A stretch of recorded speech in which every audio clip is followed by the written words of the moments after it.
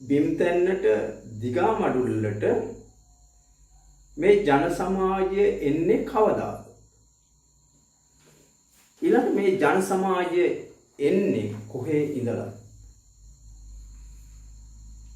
මේ ජන සමාජය මේ ප්‍රදේශවලට එන්නට හේතු මොනවද?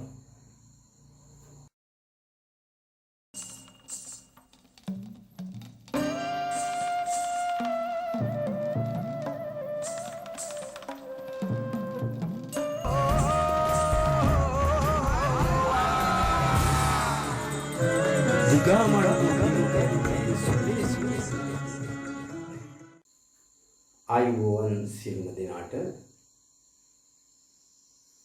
History of හෙළබිම ස්වදේශිකයෝ YouTube channel ඔස්සේ අදත් අපි සූදානම් වෙනවා ඔබට පුංචි සඳහනක් කරන්නට. මීට පෙර අපි මේ පිළිබඳව සඳහන් කිරීමක් සිදු කළා. ඔබට මතක ඇති අපි සඳහන් කළා ස්වදේශිකයෝ දේශන මාලාවක් පිළිබඳව. ඉතින් මේ ස්වදේශිකයෝ දේශන මාලාව පිළිබඳව ඔබට කරුණු කිහිපයක් අරන් එන්න. නැත්නම් මෙන්න මේ දේශන මාලාවේ අපි කතා කරන්නේ කුමන කාරණාද කියන පෙළ ගැස්ම ඔබට අරන් එන්නට තමයි අද අපගේ මේ සූදානම. දිගමඩුල්ලේ සහ බිම්තැන්නේ වාසය කළ මේ ස්වදේශික ජන සමාජය පිළිබඳව අප නිරන්තරයෙන් කතා කරනවා නම් ඒ පිළිබඳව දේශනයකදී ඔබට මෙන්න මේ කරුණු කාරණා ටික මෙන්න මේ පිළිවෙලට කතා කරනවා කියන අදහස ඒත්තු ගන්නන්නට තමයි අද ඔබත් එක්ක අපි මේ සමීප වෙන්නේ. එහිදී මුලින්ම බිම්තැන්නට දිගා මඩුල්ලට මේ ජන සමාජය එන්නේ කවදාද? ඊළඟ මේ ජන සමාජය එන්නේ කොහේ ඉඳලා?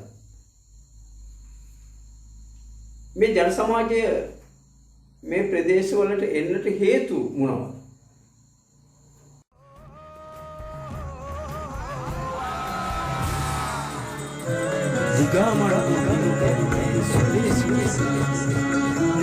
මේ බිම්තැන්නට දිගාමඩුල්ලට හෝ දිගාමඩුල්ලට බිම්තැන්නට හෝ මේ අපි කතා කරන මේ ස්වදේශික ජන සමාජය එන්නට හේතු මොනවාද? ඒ වගේම මේ පැරණි මිනිස්සු ආහාරයට ගත්තේ මොනවද? ඒක අපිට ඉතා වැදගත් වෙනවා.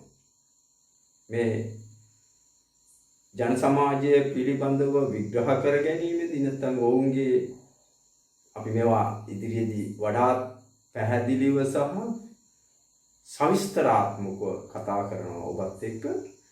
ඉතින් මේ ආහාර පරිභෝජනය ඉතාමත් වැදගත් වෙනවා මිනිස්සු එක් ප්‍රදේශයක ඉඳලා තවත් ප්‍රදේශයකට යන්නට. ඊළඟට අපි මේ අවස්ථාවේ මේ ජන සමාජයේ ආහාරයට ගත්ත දේ මොනවද? ඊළඟ මේ මිනිසුන්ගේ ජනවාස ව්‍යාප්ත වෙලා තිබුණේ කොහොමද? මොන ප්‍රදේශවලද? ඒ ප්‍රදේශවල තිබුණු භූවිද්‍යාත්මක සාධක මොන වගේ ඒවාද? තවත් අපි කතා කරන්න ඕන මේ පැරණි ජන සමාජයේ භාවිතා කළ උපකරණ මොනවද? ඉතින් මේක ඉතාමත් වැදගත් කාරණාවක්. මිනිස්සු යම් ජන සමාජයක නැත්නම් යම් ශිෂ්ටාචාරයක හෝ යම් සංස්කෘතියක කොහොම හෝ යම් කාල පරිච්ඡේදයක ජීවත් වෙච්ච මිනිස්සු භාවිතා කරන උපකරණ අපිට ඉතා වැදගත් වෙනවා. නැත්නම් ඒ ජන සමාජය හඳුනා ගැනීමට තිබෙන ප්‍රධාන සාධකයක් තමයි ඔවුන් භාවිතා කරන උපකරණවල ස්වභාවය. වත්මන් සමාජයේ ගත්තොත් ඒක ඔබට වඩාත් නිරවුල්ව පැහැදිලි වෙනවා. වත්මන් සමාජය තුළ අපි භාවිතා කරන උපකරණ සහ මෙන්න මේ කියන දිගාමඩුල්ලේ බිම්තැන්නේ වාසය කළ මේ මිනිස්සු භාවිතා කළ උපකරණ. ඒකට මම විශේෂ හේතුවකුත් දක්වනවා. ඒ ඔස්සේත් අපිට බොහෝ දේ කතා කරන්නට පුළුවන්. ඒකට එක හේතුවක් විදිහට මම අරගෙන එනවා වත්මන් විද්‍යාඥයෝ ප්‍රකාශ කරන අදහසක් ඔස්සේ. වත්මන් විද්‍යාඥයෝ ප්‍රකාශ කරන්නේ මිනිස්සු රෝදය සොයා ගැනීමත් එක්ක එක් පියවරක් ඉහළට ගියා කියන කාරණා තමයි මේ වෙනකොට මෑත සමාජයේ පිළිගත් මතය උනේ මිනිස්සුන්ගේ දියුණුව සම්බන්ධයෙන්. නමුත් වත්මන් සමාජය තුළ නැත්නම් මේ මෑතක විද්‍යාඥයෝ පිළිගන්න අදහසක් තමයි මිට සහිත උපකරණ භාවිතා කිරීම තුළින් සමාජයක් එක් අවස්ථාවක සිට තවත් අවස්ථාවකට පිම්මක් පනින්නට හේතු වුණා කියන කාරණාව. ඉතින් අපි ඒ ගැන කතා කරන්න අපට බොහෝ දේ තිබෙනවා. මේ දිගාමඩුල්ලේ බිම්තැන්නේ මිට සහිත උපකරණ විශාල වශයෙන් සමහර උපකරණවල අපි නම් පවා දන්නේ ඉතාමත් අඩුවේ. අපි නම් නොදන්න උපකරණ පවා මේ දිගාමඩුල්ලේ සහ බිම්තැන්නේ මිට සහිත උපකරණ භාවිතා කරලා තිබෙනවා.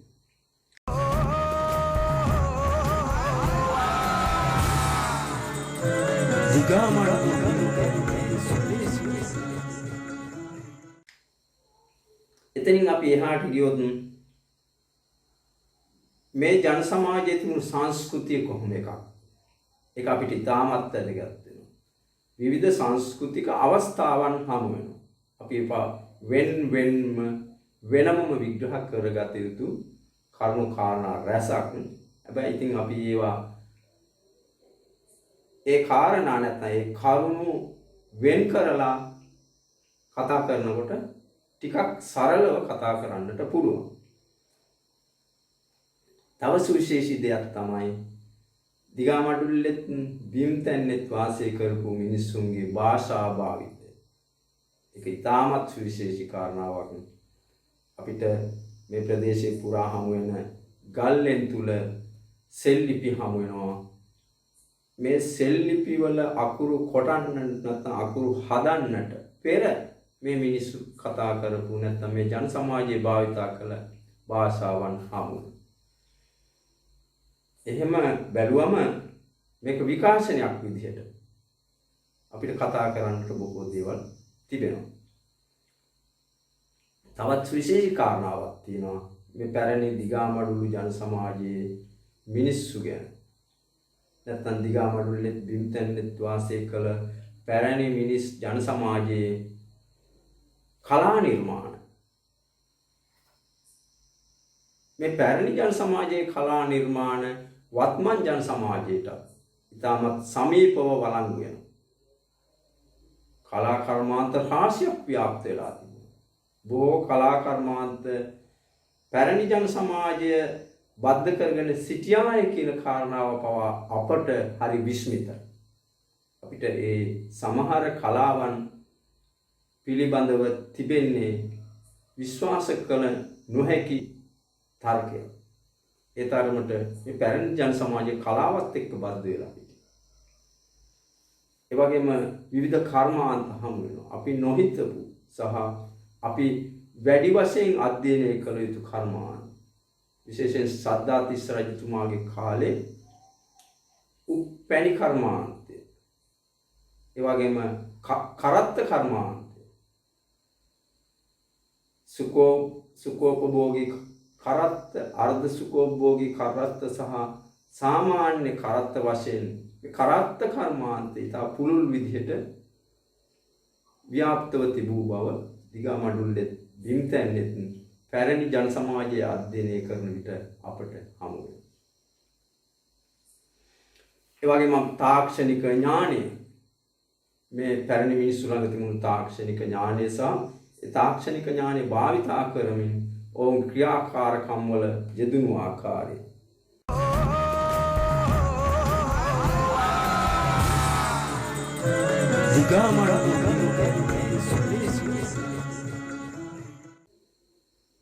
එතනින් එහාට ගියාම අපට හමු වෙනවා මේ පැරණි ජන සමාජයේ පරිපාලන ව්‍යුහය කොහොමද?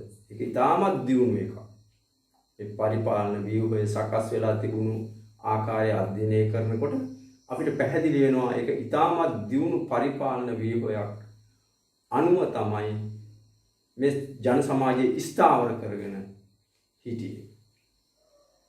ඊළඟට කළමනාකරණය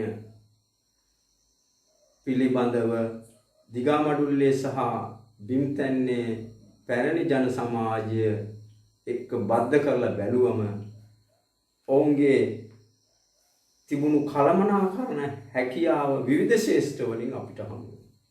ජල කළමනාකරණය, නායකත්ව කළමනාකරණය.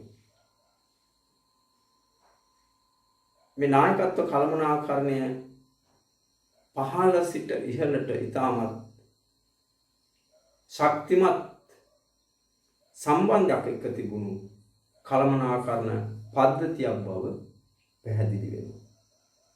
තවත් එකක් ගත්තොත් ගණිත ක්‍රම ශිල්ප මේ පැරණි ජන සමාජයේ යොදාගත් ගණිත ක්‍රම ශිල්ප ඉතාමත් දියුණු ගණිත ක්‍රම ශිල්පයේ අසුරින් ඔවුන් නව නිමවුන් විශාල වශයෙන් නිම කළා වගේම ඒ නිම කළ නව නිමවුන් අදටත් මේ ප්‍රදේශයේ පුරා දකින්නට තියෙනවා.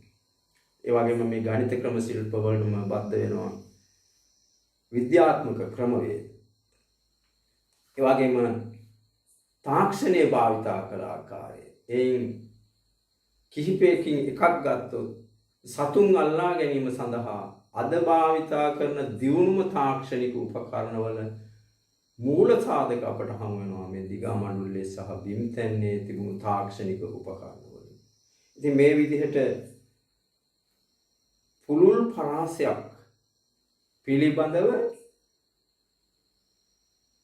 කරුණු කාරණා අරගෙන ඒවා පියවරෙන් පියවර නැත්නම් පෙළ ගැස්මක් හදාගෙන පියවරෙන් පියවර අරන් එන එකක් තමයි ස්වදේශිකයෝ දේශන මාලාව.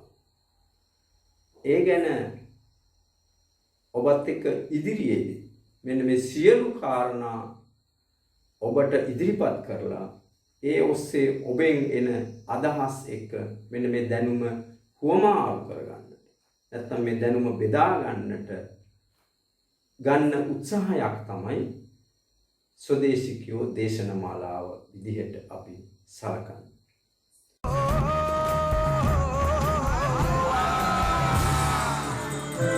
Zigamara